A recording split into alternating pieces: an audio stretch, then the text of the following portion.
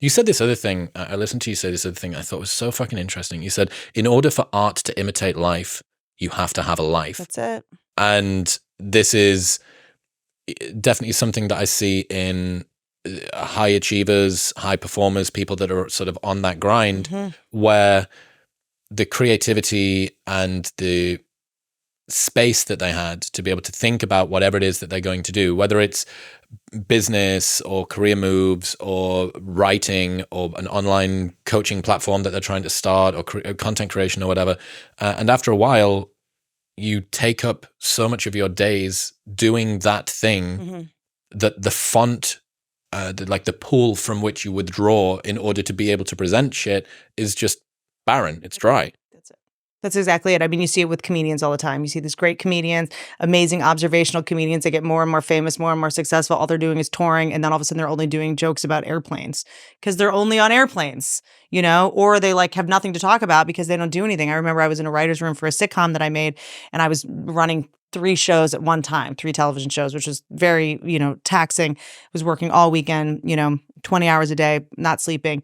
And we're in the writer's room and I'm like, we need to pitch on like something that the couple does like on a weekend. And someone was like, oh, what if they like went to a wine tasting? And I was like, no one goes to a wine tasting.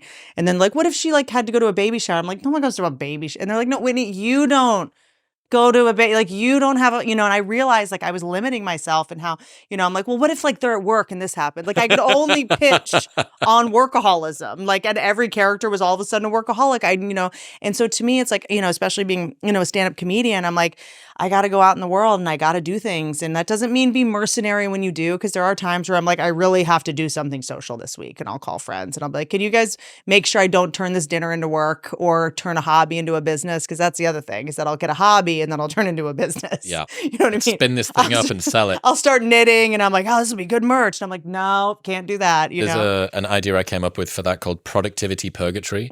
So it's when the things that you do for fun and done purely to, like, you go for a walk in nature, not because you want to calm down and just have a good time, but because you once saw an Andrew Huberman podcast that says your productivity increases by 15% if you spend 20 minutes a day with sunlight in the eyes or whatever. Like, productivity purgatory, everything that you do is in service of this thing. I literally got the Apple Watch because the phone is just a camera at a certain point. And I would go on these hikes and then I would be like, I got to do a video about there's a plant and I got to do a bit with the plant. And I'm like, nope, I got to just not even bring my phone with me on walks anymore. Because I will find a way to make a TikTok or I'll be writing down at the end. I'm like, I got to just so I really have to play defense on that because I will slip into that workaholic shit. Or, just being on a date with a guy and being like, that's not a just stop.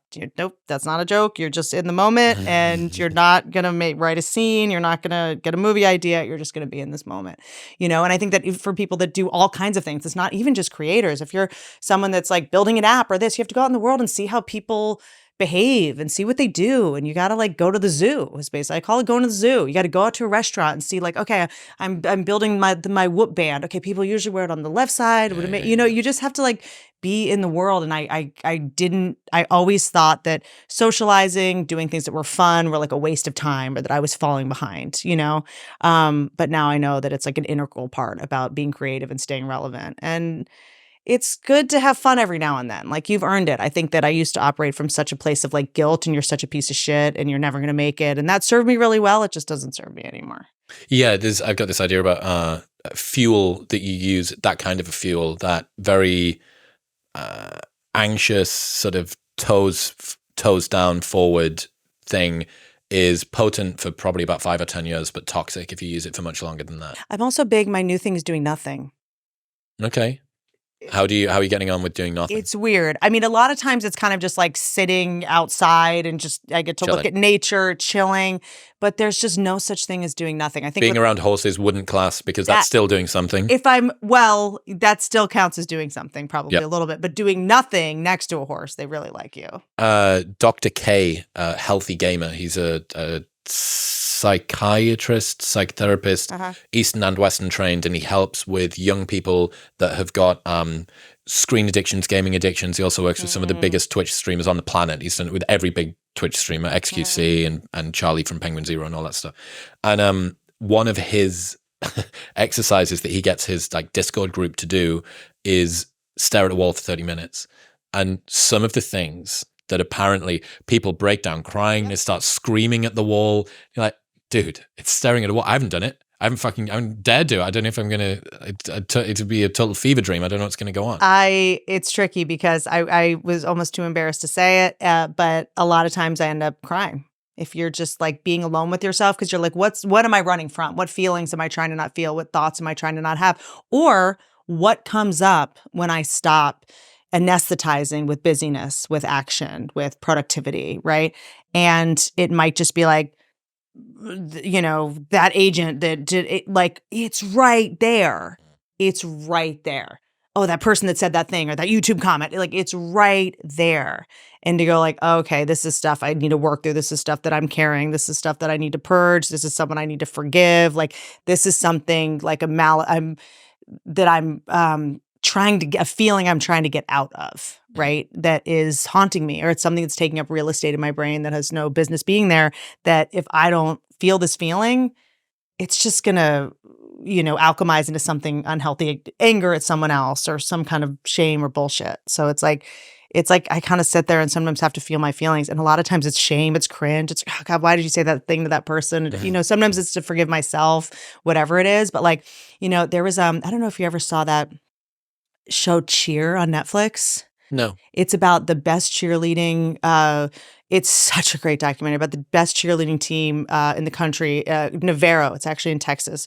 The coach is incredible. It's so great. It's such an amazing show. It's about, these cheerleaders. They work. Wasn't there a big scandal? There was a scandal. One of the guys sent some texts he shouldn't have sent and asked for some photos he shouldn't have asked for. But it's still incredibly inspiring. Okay. It will inspire you not to send those DMs. Right. Okay. Yeah. And to never DM somebody without having seen their driver's license. And why am I bringing it up? Oh, so one of the girls on it, they all got really famous off of it. The show was really big, and this girl, she's like 18 years old, famous cheerleader. She's getting all these brand deals. She all of a sudden has 4 million followers from being on this Netflix show, being this, athlete. And I'm in Austin with some friends, and we go see, they do this live show, and the show came out like a year and a half ago, and I asked her, I was like, so what are you going to do this summer? And she was like, oh, I'm going to take a couple months off just to, process. And I was like, what? She's like, I just need to like process all this. And I was like, I don't get, like, I didn't even know what she was talking. I was like, oh yeah, I need to schedule time to process things. Yeah. I've never thought about that before. And it made me start to take time every week to just process what happened. So I'm incorporating in America. It's taken ages because your guys' tax system and legal system and everything. I only got a social security number 2 months ago. Anyway, started working with a accountancy firm. So I've kind of got a part-time CFO. Fucking all he does is finances. And I was at dinner with him a couple of nights ago, and he said, yeah, every Friday I just have the entire day to think. I'm like, yo, you live on Excel. Like, what thinking is that? It's just numbers in, numbers out. Like, am I doing deals? Has this person paid their taxes? Blah, blah, blah. Like, what thinking is there to do? And the accountant guy, the head of this accountancy firm, is like, yeah, I spend every Friday just thinking. Obviously, that's a luxurious position to be in, but like the rule, I think, is right. Yep. I used to have this. Again, another problem. You guys have a license equivalency between the US and the UK, which means I need to take my theory driving test again in Texas, a place that has by far the worst drivers I've ever seen in my life. And I've been to Rome, right? So I have to do that again. But I used to love, when I was back home, a really great hack for this. Sorry we don't give half of our money to a queen. Yeah, that's true. Well, she's not anymore. Oh, yes. It's a tough day. Sorry, our leaders aren't born into power. Yeah. Well, yeah. If you had a genetic pool about that big for all of the sorry, people we don't have inbred mascots running our country. Okay. All right. Okay. There we go. I'm sure you're going to need to sell some tickets in the UK. I'm kidding. Yeah, I know. Love you guys. Anyway, please, WhitneyCummings.com. Yeah. Driving in the car with no music or podcast on. Wow, what a fucking, like, wow, what a crazy thing. You know what I mean? What comes up? And it's great because you've got the front of you. It's like doing nothing when you're washing the dishes. You front of the brain is nice and occupied, and the rest of the brain is just free to do its thing. Really great. I do have a tool that really works for me where I schedule worrying about things. And schedule worrying about things. I schedule worrying about things. So it's like, if it's like, I have to make this decision about whether I'm going to do this thing or not. Say the deadline is November 12th. I'll go, okay, November 10th. And I'll put it in my calendar. I'll say 10 a.m. to this. I'll worry about it instead of just constantly perseverating it until then. That's interesting. I will just schedule when I'm going to worry about it. Do you do that with somebody? Do you find it's easiest to worry with a right hand or with a if I know I need to run something by someone, I'll go like, hey, like, come and worry with me. Yeah, can you come? The worry party. Can we go panic together? Or if I'm like, because it gives me time to also go, who are the best people to reach out and ask about this? Like, I feel like it's also your life starts getting better when you know who to ask advice from. You know, again, go to married people to ask for advice for, podcasts, go to someone who knows what they're talking about. So for me, it's also instead of just talking about it to everyone all the time, and getting bad advice from people, getting sort of mixed data, just constantly worrying about something, I'll go like, you have 2 hours to worry about this in 3 weeks. And then I also will schedule making decisions about things. I get really bad decision fatigue. So it's like we were just talking about like making decisions about, sponsors and stuff like that. I can go like, okay, I'm going to make this decision on this date at this time. I'm not going to think about it until then, but this is when I'm going to schedule thinking about it. And so that's like, I think a version that works for me of what your CFO kind of did. And I'll put it in my calendar. It's like, and then I can't talk. I'm like, I can't talk for the next hour. I have to think about this thing. Busy worrying. Yeah, I'm busy worrying or I'm busy doing my pro and con list. But instead of just constantly worrying about 5 or 6 different things all the time, I will schedule it. And that really helps. And then I now schedule processing.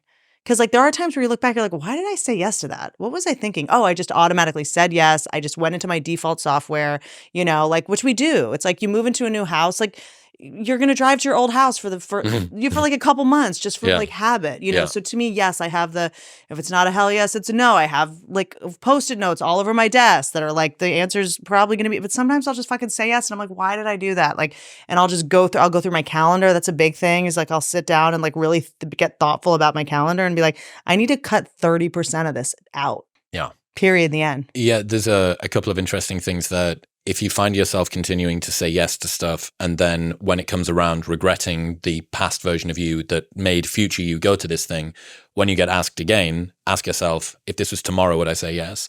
Because there's this hyperbolic discounting. So like you £1 tomorrow is worth £20 in a year's time in the way that we see it. And the same is kind of true with what you're prepared to oblige yourself to go and do. It's like something that you'd say no to tomorrow, you feel a little bit more okay saying yes to for 6 months. But first of all, take a good look at yourself and make sure first you're not addicted to dread, which I think. Wow. Jesus. Which I believe I was, right? Number one. And number two, I would go, oh, well, I have nothing that day.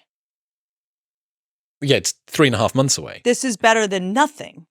That's what I'm saying about this plan. Okay. I have nothing that day. It's busyness addiction. But why don't I want to do nothing? Why am I like, well, I got to do this thing because otherwise I do nothing. And then, oh God, I'd be alone with one of my thoughts. Let's just fill it with something. Like, what are you really saying when you agree to a plan that you don't want to do? Or you're kind of like, about it. Like, I'll do it. Like, how little do you respect yourself and how little do you respect your time? That you're saying yes to that. Like, I really had to look at that. And then I didn't go like, well, by then, and then the lack of faith in yourself, like, what if I have a person by then? What if I'm going to need to be making dinner for my guy or going to the farmer's market that day? Like, I need to hold that day because what I'm saying is my life's not going to be any better by this day. And the best I can do is this fucking thing where I don't even really want to do it. Like, what a wildly self-destructive instinct. What a sloppy, death by 1,000 cuts of just fill your life until you die. In other news, this episode is brought to you by Element. Element is a tasty electrolyte drink mix with everything that you need and nothing that you don't. It's a healthy alternative to sugary electrolyte drinks, and it is the best way that I have started my morning every single day for over 3 years now. It contains a science-backed electrolyte ratio of sodium, potassium, and magnesium with no sugar, no coloring, no artificial ingredients, or any other junk. Your adenosine system that caffeine acts on isn't active for the first 90 minutes of the day, but your adrenal system is, and salt acts on your adrenal system. So if you want to be more awake, want to regulate your appetite, curb cravings, and have better brain health, this is the way to start your day. Head to drinklmnt.com/modernwisdom to get a free sample pack of all 8 flavors with your first box. Plus, there is a no BS, no questions asked refund policy, so you can buy it 100% risk-free. That's drinklmnt.com/modernwisdom. Thank you very much for tuning in. If you enjoyed that clip, then press here for the full podcast episode. Go on. Press it.